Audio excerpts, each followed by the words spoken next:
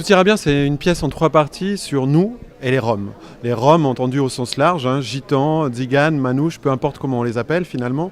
Et c'est une manière d'interroger la communauté, de savoir qu'est-ce que les Roms disent de nous. Nous qui vivons ici, à Genève par exemple, qu'est-ce que l'omniprésence des Roms dans l'espace médiatique, souvent de manière négative, dit de nous. Donc c'est là-dessus que j'ai souhaité travailler, sur un spectacle en 3 parties. D'abord une première partie qui interroge l'individu dans son histoire intime, c'est-à-dire différents événements où les Roms sont mêlés. Ça part vraiment de cette phrase qui débute le texte. Nous avons tous une histoire avec les Roms. Je veux dire, nous avons tous une petite anecdote à raconter où les Roms jouent un rôle important. Nous avons tous une histoire avec les Roms. Je veux dire, nous avons tous une petite anecdote personnelle à raconter où les Roms jouent un rôle important. Et la deuxième partie, elle s'ouvre, elle s'intéresse à la communauté au sens plus large. Donc je suis parti d'un événement qui s'est déroulé dans le canton du Valais en 2012, où des gitans venus de France se sont installés dans un champ, plus ou moins sans autorisation, c'est pas très clair, pour y célébrer un mariage. Et donc là, je me suis intéressé à tout ce que ça a suscité comme réaction de la part des gens autour, des autorités, etc., etc. Il serait peut-être temps de passer au mariage.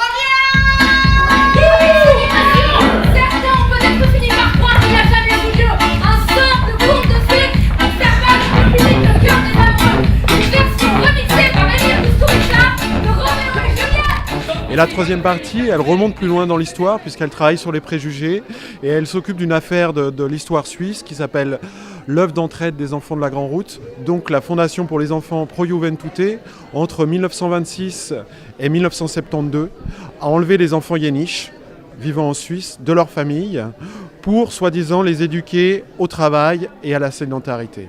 Et donc cette volonté de ce spectacle, finalement, c'est de traverser de l'intime au collectif, d'ici à hier, ce rapport aux Roms.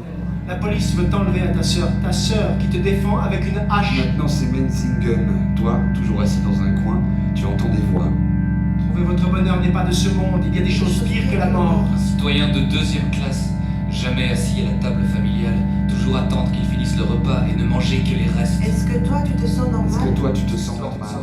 Toute la pièce, elle travaille sur les stéréotypes, elle les questionne, elle les met en jeu, elle les pousse même vers certaines extrémités, c'est-à-dire que le spectacle joue sur le fil, parce qu'une des premières motivations de travailler sur ce spectacle, c'est un souvenir personnel qui est dans la première partie du spectacle. Quand j'étais enfant, ma mère, pour ranger ma chambre, elle me disait « Ici, nous ne sommes pas chez les bohémiens ».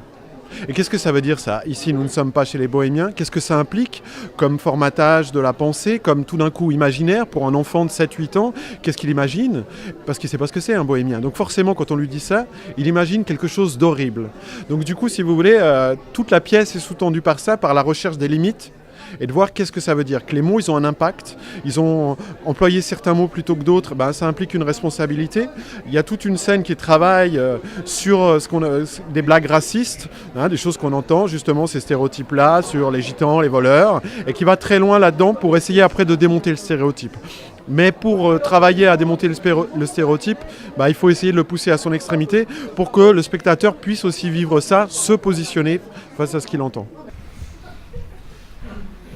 Pourquoi les Gypsy Kings jouent-ils de la guitare à la verticale? Vous connaissez les Gypsy Kings, hein? Bamboleyo. Joli, baba. Vous avez déjà essayé de jouer de la guitare à vin dans une caravane?